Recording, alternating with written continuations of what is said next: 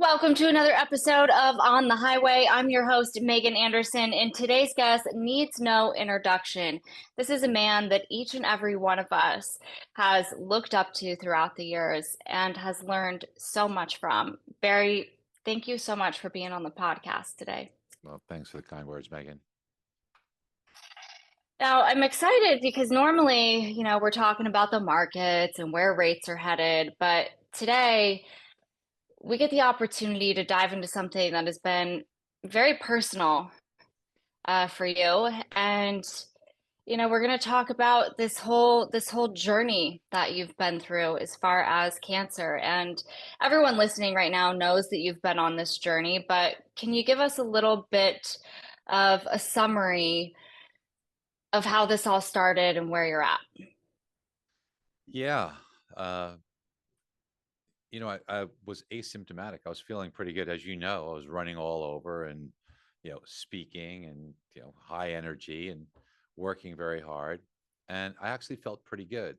And something started bothering me with my stomach, which, I asked my gastroenterologist, who's very, very thorough, and she says, let's go for some tests. And something came up that she said, I think you should go for a CT scan, a CAT scan, right? That's a computerized tomography scan. And we found out literally on Valentine's Day that I had a cancer and didn't know what type it was then, but it was big. It was like this in my mesentery root, located just like a little bit above my belly button and kind of a little bit deep inside there. So um, it's a hematological tumor, which means it's squishy. It's not like a rock, So um, obviously that was devastating. And believe it or not, Megan, that day I had like a webinar for 4,000 people that Ugh. I don't know if you remember that, but somehow, some way found the mental strength to do that just like 4 hours after finding out this news, which was really, really hard. It was very scary, very frightening. And then 2 weeks later, had a PET CT, and that's a positron emissions tomography scan, and um, that tells you if the tumor is what's called a low grade or a more indolent tumor, or if it's high grade, very active and aggressive. Unfortunately, we found out that this was aggressive. The what's called standard uptake value, or SUV, was 16.1, which is kind of on the high side. So we knew we had a battle in front of us. And then had to have one of four surgeries that I had to have in March diagnostically. Um, that was a biopsy. It was an invasive biopsy. It was kind of tough to deal with. And, I kind of, tried to keep working as best I could. Um, and then we found out that it was something called a double hit B cell lymphoma. So we all have B cells that's part of our immune system. And these B cells that are in our blood, sometimes there's just a copy replication that goes wrong or something goes awry, and there's a cancer that develops there. So you got bad cancer cells living amongst good cancer cells. And with a B cell lymphoma, which means it's in the blood, so it's tricky. It's not something you can cut out. It's not you Mhm. can't do that because what's called systemic, because it's in the blood. So even though it's contained in an area that I showed you for size, it's something that you can't like get in there and cut it out. It has to be treated. So found out that I was going to have to get for a double hit B cell lymphoma, which is a very aggressive and difficult cancer, that you can't really mess around with it. People are nice. They say, "Oh, try this or do this." So holistic, you can't dick around with this. The survival rate's less than a year untreated. So, while you appreciate all the nice things, try this or you eat that or don't have sugar. Yeah, okay, yeah, your life or death battle now. Don't have time with that. So, so I had the fourth surgery was to put this port here, so they Yeah. could access it. And I started a very, very tough regimen of chemo called DA, for dose adjusted EPOCH R. So each one of those stands for a drug. There's a rituximab, there's prednisone, Hmm. extraordinarily high levels. If anybody's ever had to take prednisone, usually you take like 30 milligrams, and then they wean you off the next day's 25, 20, 15. Well, I was taking 270 milligrams a day for 5 days and had to do Oh my 6 rounds of gosh. that. And then you stop suddenly, which like really screws with your emotions and a lot of other stuff. Um, and then rituximab, cyclophosphamide, and then you get rituximab Monday, cyclophosphamide Friday, and then you have a bag, as you've seen, that has a Yes. pump and an IV in it. And in that is doxorubicin, etoposide, and vincristine. And those three drugs are in this bag, and you have to have constant infusion for 5 days. I was very lucky because, as you know, I was really concerned that I thought I had to be in the Mhm. hospital for those 5 days, and there's 6 rounds of that. So it's like 30 days in the hospital, which was kind of freaking me out. And when I found I was able to do it outpatient, so every day you go back and you get refilled, um, Mhm. and they give you some other like anti-nausea meds and things like that. That, believe it or not, I was actually grateful. Now that thing was a pain in the ass. It was heavy, and it was, Mhm. they tell you not to shower, but I'm not going to do that. So like showering every night Yes. was a real tough challenge, but did it.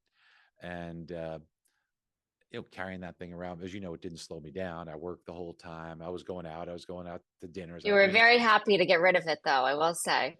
By Friday, I was really, really happy each round. Yes. So yeah, having the ability to get through that, and then I stopped that at August 2nd, and then there's a PET scan that I was scheduled for September 3rd, and what we're hoping for is something called a complete response, where the cancer is gone. And I was making good progress because you go for these interim scans, and it had shrunk and shrunk, and so I was really optimistic. But we found out on September 3rd, and this was really heartbreaking. As heartbreaking as it was to find out, it was also pretty devastating to find out that it was just a partial response and that there was still cancer there. And if you don't do anything about it, then it just will come back. So Mm. the treatment that I'm currently doing is something called CAR T, which stands for chimeric antigen receptors. So the chimeric antigen receptors, what they do is, okay, I explained to you that these B cells, they're part of your immune system, right? Now, all B cells have a marker on the surface of it. It's called CD19. Now, by the way, some of those chemo drugs, especially rituximab that I was taking, it targets CD19. So it was effective in Mhm. getting it much smaller. It went from this big to about the size of a golf ball. So good progress, right? And Yeah. by the way, I mean, as you know, I've been active. I've tried to get through it. And I feel pretty good right now. I feel pretty strong. Um, so what this does is it says, okay, you've got these B cells. Some of them are cancerous. Our defense mechanism, part of that is something in our body called T cells. These are like Right. our policemen. They're out there, and they're like our soldiers to protect us, right? They kill viruses, they Mm. kill cancer cells. But the thing of it is that because this is a B cell lymphoma, B cells have a CD19 marker, all of them, whether they're good or bad. So your T cells, leave them alone because they're not supposed to attack them. Your T cells are supposed Mm. to, okay, that's a B cell, CD19, that's a friend. I'm not going to touch it, which is how the cancer replicates and grows because it goes unchecked. Mm. Your body's not attacking it. So, what CAR T, chimeric antigen receptor of T cells, does is they do an apheresis, meaning they take your blood. I was there for like 4 hours, 5 hours, and they take your blood out of your system. I've got 6.1 liters of blood. I know how much I have, right? And they do 12 liters of it, so they cycle it twice, and they pull out a bunch of T cells. Then they take them and they use like a safe virus to antagonize them and teach them to do something it's not meant to do, and that's to kill CD19, anything with CD19. So it's like a lock and key. It goes in there and it chokes it off and it destroys the CD19 marker, which means it's going to kill good and bad B cells. So it's going to try to Right. take your B cells, which, God willing, kill the cancer, but it's also going to compromise your immune system because part of your immune system is the B Mm. cells. So over time, no one knows exactly how long, could be months, could be years, that your B cell immunity will come back when the CAR T cells kind of settle down. Then your body will produce B cells. But you could do things to, you could take some pills to kind of help your immune system. And you need to be a little more careful because it is going to be compromised for a period of Mhm. time after that. But what I'm also doing, I'm doing right now, and today was day 7 of it, is I'm doing something called a bridging radiation therapy. So 10 sessions of radiation. And the more I research that, it's a relatively new technique.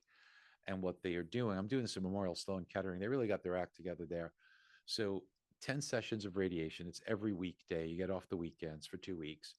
And what it does is the radiation definitely kills the cancer. It will not kill all of it. And even if it does, because it's in your blood, it's systemic. Even if it Hmm. killed the area, there could be residual disease that you want to get rid of that this wouldn't do. So when you do this, the first thing it does is it shrinks the tumor. So maybe 50, 30, 50, 40, 60%, I don't know, reduction in size, which means less tumor burden, which means you kind of feel a little better, but you also are in a position that the CAR T cells have a little bit easier job. So kind of softens it up a little bit for the Hmm. CAR T cells to get in there. Second thing it does is it creates an antigen response, which means somehow, some way, it causes the surface protein to light up a little bit more. So it makes them more identifiable for this. And then there's an Got it. immunogenics response. That immunogenics response will, through the apoptosis, through the killing of the cancer cells, it actually primes your own immune system to kind of look out for it too. So it has several things that are beneficial. So I'm really, even though, don't want to have to do this, but I'm really glad that I'm doing it. It's not easy. It's tough to sit in there. You can't move. I'm a little claustrophobic to begin with. So it's not fun, but people get some nasty side effects from this. I don't want to jinx myself, but so far I'm okay. I'm a little more tired, but I've been able to tolerate it pretty well. Like I said, today's day 7. I got 3 more to go. And then next week, I have 3 days of chemo, cyclophosphamide, which I've had, and fludarabine, which is a new one for me. 3 days of that. Now, this is designed to deplete your lymphatic system. The reason why you do Mm. that is because it does not want your immune system to compete with the CAR T cells. It wants to kind of make room, because when they put the CAR T cells in you, which is scheduled for December 9th, those CAR T cells, they expand. Now, what I understand is it's kind of like a non event for the first couple of days, but then as these T cells expand and start to attack, there is a risk between days 4, 5, and 6, which would be the Friday, Saturday, and Sunday, like the 13th, 14th, 15th, of what's called a cytokine response system, or CRS, cytokine response syndrome, CRS. That could be nasty. That could be something where, in extreme cases, you got to have like something called tuzolizumab, which is like an antidote for it, to help Wow. you. But so most people have to be in the hospital for 2 weeks, 10 days to 2 weeks. I'm very lucky and blessed, and I was freaking me out too, that I could do it outpatient. Let's say Right. you're a candidate for outpatient. Now I have to stay at a hotel close to the hospital, because if you get a response, you got to get there quick. And then after 2 weeks, the radius expands to 2 hours. So I could stay at my house in Jersey. And then after that, you're free. You just can't drive for another 4 weeks after that. But that's, I know it's long, Megan, but it's been It's quite a it's journey. it has But been quite a journey, and we're gonna have to have you come back on after, the next portion of this. well, But I'm I hoping that want we get a to. complete response then, Megan. But and by the way, if you Oh, notice, that'll be an exciting episode, yeah, but I mean, by the way, just to kind of tie it back to what we usually do. Now, remember, I was completely ignorant on all of this, uh, you know, right? what 9 months ago, right? So completely ignorant. And as you could see, in 9 months, I've got my education up pretty significantly. In fact, just about any time I talk to a physician for the first time, every single one of them ask me if I'm a doctor, which clearly I'm Well, not. I will say, Barry, that we are not that surprised at that, because you research everything and you have been so, I mean, it's one of your gifts to be able to articulate things. So, Thanks, Megan. to hear you explain cancer, I gotta say, it's the same gift that you have when explaining the markets. You make it in a way that's easy and digestible for people to understand. And Thanks, Megan. speaking. But my point is, just to circle back, what the point of it is that, so if people are wondering, how can they gain an expertise in the market? You can. Okay, you can be an expert, and you need to be an expert. So if you're listening to this, you're on the mortgage, you're on the real estate side, this is something you need to do because you're combating technology, you're combating competition, you want to be the best of the best and be a resource. What you need to do is you need to make sure that your level of education and sophistication is extraordinary high, and you could do it. So there's just no excuse not to. It's true that you can do it. I remember when I got into this space, I knew nothing, and look at where I'm at now with it too. God So, bless you. and You are. what's all in common with that though is Barry Habib. Now, I do want to get into some questions though. One, at the first part of our conversation, you had mentioned how it wasn't helpful when people reached out about, you should have this diet, you should do this, you should try this. And I know you have been filming episodes and kind of talking about this, but for those that are listening to this podcast episode right now and, experiencing and going through someone that has cancer, what is helpful? How can we support? Yeah. The, the last things that you want to do, and believe me, I could tell you from experience, like don't send shitty stories. Don't say, "Oh yeah, someone had cancer and then they died." Don't do that. Okay, it's like that's really not a good idea. Um, and in addition to that, don't compare it because everyone's cancer is different, and what everyone's Mhm. health going into the cancer is different, and it is a very delicate and tricky subject.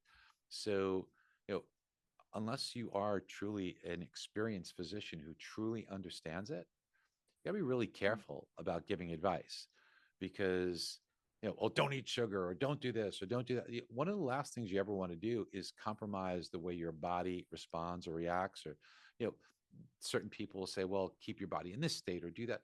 That may be contrary to what the treatment's trying to do. So Right. d- and it's nice, and you want to be cordial when people are offering this advice, or they constantly send you stuff on Mhm. social media. Oh, look, ivermectin or this or that, oh, miracle. I get it. Okay, I get it. Today, somebody just um, sent me something, and of course, I researched it, and it's like just stuff you could buy Mhm. on Amazon. I researched it, and it was like, once you do the research on it for my type of cancer, you definitely do not do this. Definitely do not take this. It's contrary to what the treatment is trying to do. So I know people have good intentions, but don't do that. If somebody's been So what should we do? help them research it the right way, help them understand it and research it. What you should be doing is it's overwhelming. And if Mhm. you really want to help somebody with the things that they need to be doing normally, because now this overwhelms your life. Now, Right. this is, as I just told you before we started, it's like I feel like I'm working on half the hours, and before there wasn't enough hours in the day for me.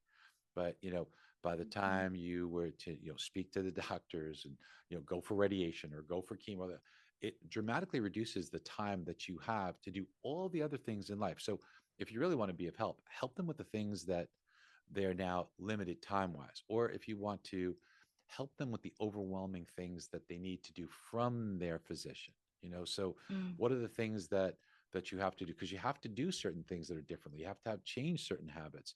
Um, you know, what are the steps that you need to take? What are the medications you need to take? These are things that you can really make a difference and help somebody, because then they'll feel like they have a partner, they have someone that can help them understand what needs to be done, because it's overwhelming.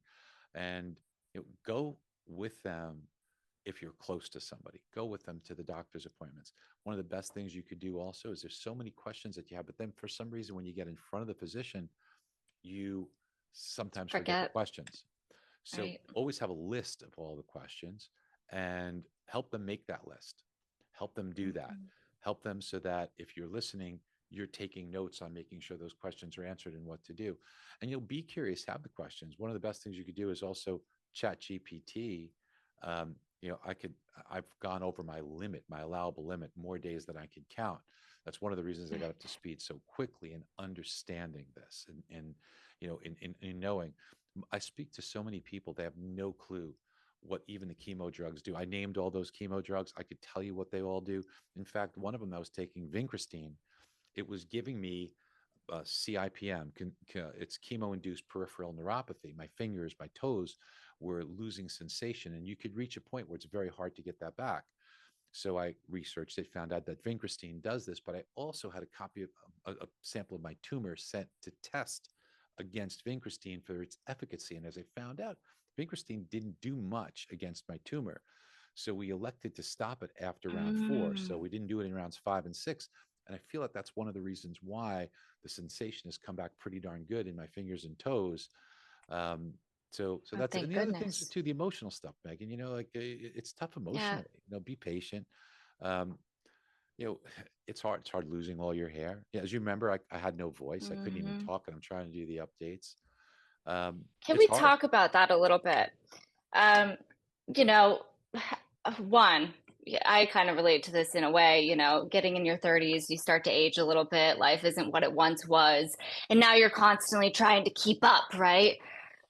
I mean, how did it feel losing all of your hair in this, like, I mean, you've always been a handsome man. We all told you that even when you did lose your hair, you got good bone structure. You can't change that. But what went through your mind at that point in time? And was it a humbling experience? Is there anything kind of that you walked away from learning about yourself and just in general looks and this upkeep that we always try and do as we age? Oh, Megan, that was hard. That was hard. So going through that so rapidly, so it really Hmm. happened like day 19, 20, 21, pretty darn quick. And you see your hair coming out, you're almost afraid to touch it because it's like just falling out. And I Mm. mean, it's your hair everywhere, Mm. your eyebrows look freaky without eyebrows, right? That's got to be the Eyelashes, hardest part is the eyebrows. yeah, eyelashes, eyebrows, no hair anywhere on your body. No, no, none whatsoever, right? So, I mean, the nice Yeah. thing is that I didn't have to shave or anything. I didn't have to buzz. I didn't have to shave. So that was kind of nice, right? Because I'm doing it now, and it's like, well, Look at you um, looking at the positives. I love it. but it's hard. So, Yeah. Megan, I've told you the story is that I was, listen, admittedly terrified because I didn't know what to expect from the chemo. Right. And I was able to talk to somebody 2 days before I started chemo that went through, it's called R-CHOP. So one less drug that they had, different kind of cancer, but just 6 rounds. So what to expect. It's not as intense. But he told me he lost all his hair at day 18. What was it like? And I was worried. It's like, am I going to be able to Hmm. work? Because I tell you what the doctor said to me. So I had two oncologists, and those two oncologists were like, well, you're not going to work. Am I going to be able to speak or do presentations? I remember Dr. Bilar saying, well, you might be able to, but you're not going to want to. It scared the shit out of me, Meg. And then, Yeah. I mean, I'm an animated guy, right? So you know that, right? I've got energy, right? Right. I stood in front of Dr. Fu, good doctor, and I said to Dr. Fu, I said, so Doc, what am I going to be like? Because I have no fucking idea, right? What am I going to be like? Am I going to be like this? Right. And she looked at me and just like this, Megan, she goes, like that? No. You want to talk about like being frightened? Like that scared me because then I was going to be like me, and my energy was, but to some extent, I proved that you can overcome You a lot of you've that. proved them all wrong. One thing that I have really, I mean, you've always been someone that we all look up to. But you going through this journey and showing up to the update every single day when you don't feel good and you're going through this treatment, it has been so inspiring and it's made me question how important it is to have a purpose in life. And has this going through this experience made you think about that at all? Well, there's a lot of things that go through your mind. So clearly, I love what I do, and it's part of who I am, right? Don't really financial reasons. Financial reasons are good, but that has not been for a long time for me the main purpose of this, Hmm. right?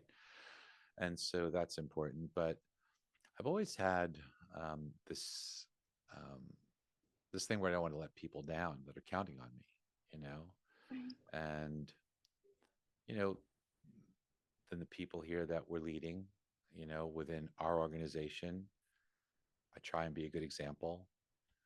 I want to be a good example for my kids.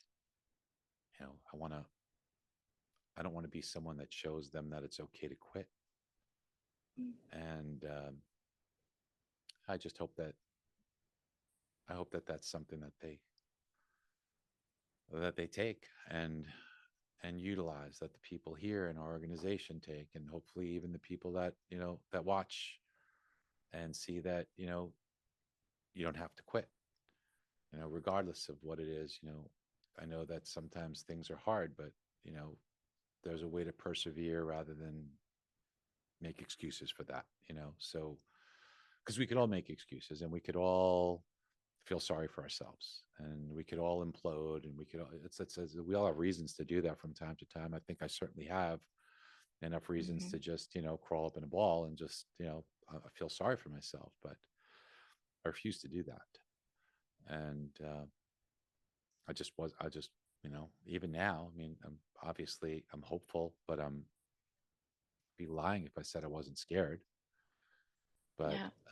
and it sucks going through the radiation, it sucks going through all of it, but listen, I'm choosing to be extraordinarily grateful.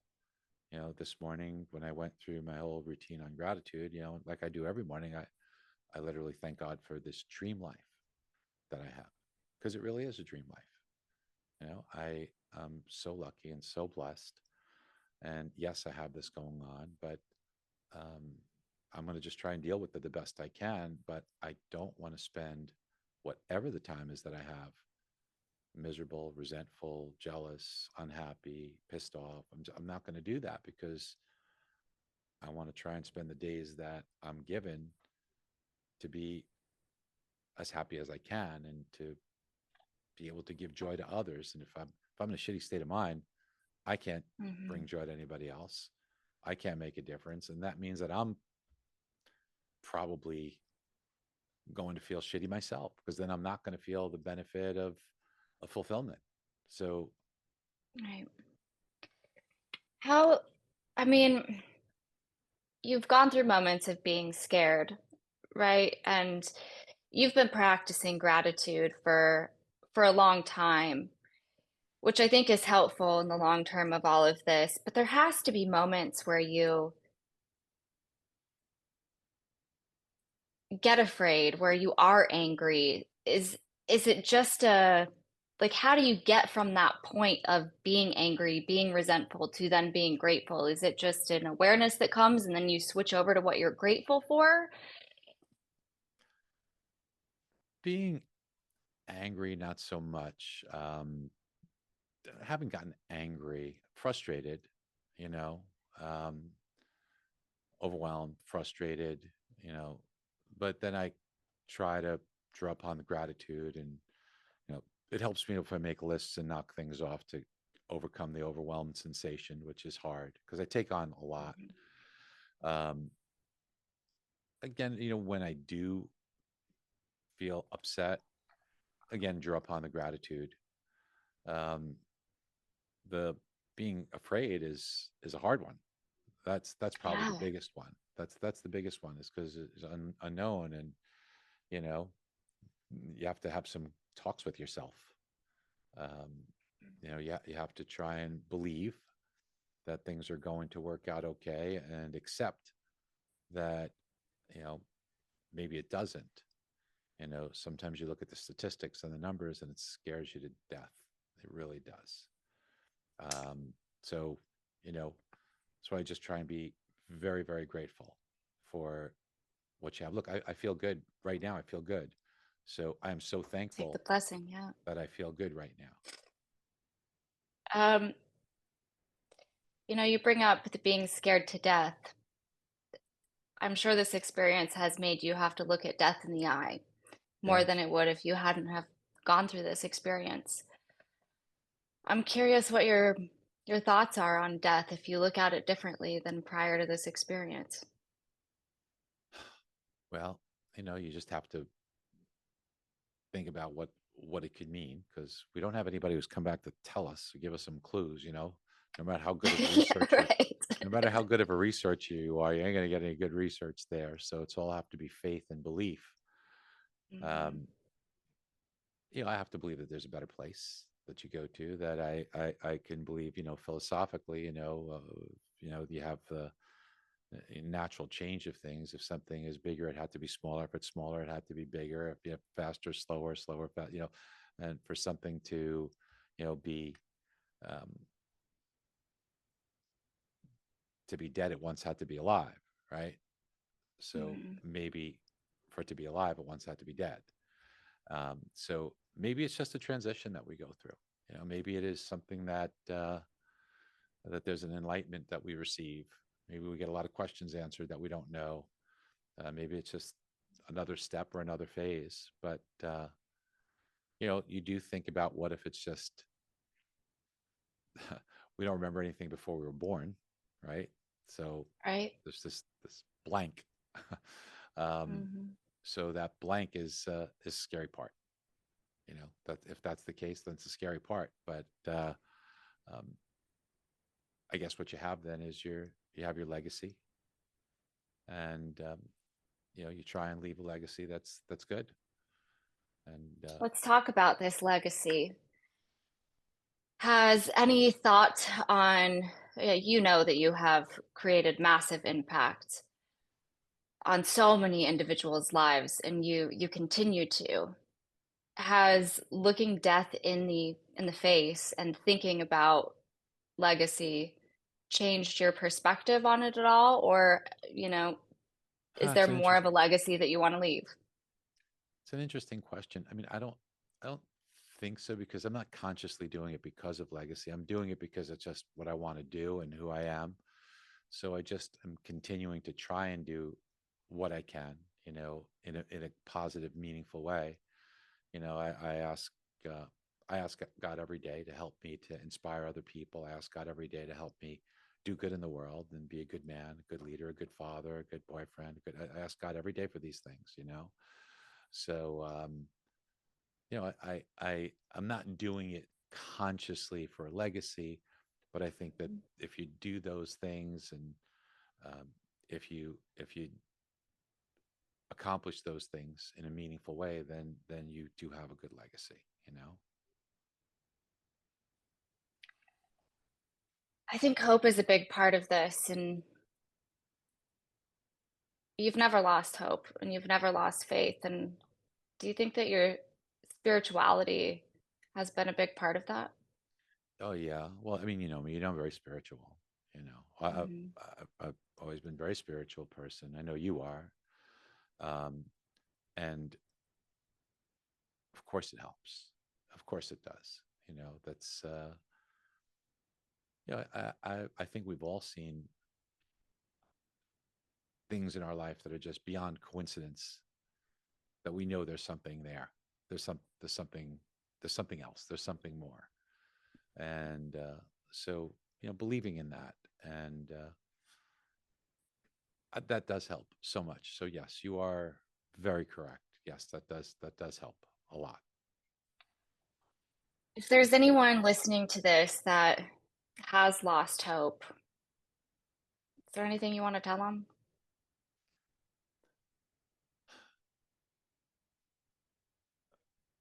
It'd be easy to say don't lose hope, right?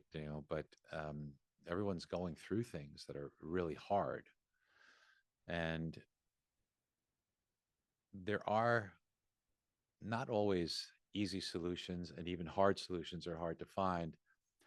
But there are improvements to what you have. So, whatever the reason for your loss of hope, things can get better, and you do have control over taking steps to make them better. And please, wherever someone is, please know that there's a reason for gratitude to be there because it can always be much worse and it can happen quickly. Things can happen that would put us in worse positions than we're in. So, whatever the spot that you're in, if you might feel that it's not a good spot, and indeed it might not be a good spot, unfortunately, it can be worse. So, we should be grateful that it isn't, but also mentally have the strength to look for ways to improve and take steps to improve where you are, whatever it is, whatever small ways you could do that.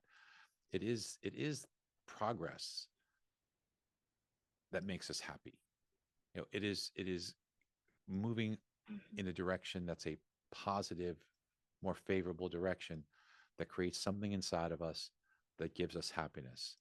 So I would ask you to, wherever the position you're in or whatever it is that is causing you to feel these negative feelings, to do the best you can to move incrementally towards improvement, because that will make you feel better. I have one last little question for you. If you could go back to 9 months ago, Mm. before you knew that you had cancer or the day that you were finding this out, having gone through this journey that you've gone through at this point in time, what would you say to yourself? Oh boy,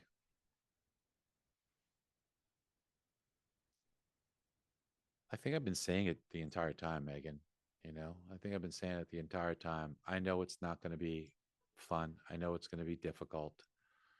And it has been difficult. But to take it one step at a time. And while the journey is a difficult one, not every day is a bad day. I've laughed so much and enjoyed so much along the way. So you can take this tough journey and break it up into the aspects that are tough. And then there's a lot of other time where you can really turn it into um, something that gives you joy and gives you laughter and gives you happiness. So it's hard, but it's not all bad. And as you know, what I'm trying to do is take some meaning from this. I really want to help other people who are going through this. And that's why I've been journaling and chronicling and videoing and, trying to put together something so that when someone, unfortunately, or their family go through this journey, maybe give them some tips, things that they could do to help make it a little bit easier. Because unfortunately, Megan, so few people really do the research in Mhm. understanding it. People just they don't want to understand. They get overwhelmed and they shut it down. They don't know what the drugs are. They don't know what they're taking. They don't know what the side effects are. They don't know how to alleviate some of the side effects. They don't know what it's doing inside their body. I think it's important to really be able to understand these things, because nobody's going to be your advocate as well as you are. I've had doctors that I've told them what we should be doing, and they said, "Oh yeah, you're right." It's like you really have to be on top of this. Well, I want to say thank you, Barry. Thank you for leading by example. Thank you for being brave and courageous and showing up every day and teaching us what it means to live a life of gratitude, what it means to keep hope alive, and what it means to live a life of purpose. And I'm excited for part two of this podcast and having you back on the episode. But until then, I just want to say thank you. And I have immense gratitude for you and everyone's listening to this podcast as well. Thank you. Thank you so much, Meg. Thank you so much, Maggie.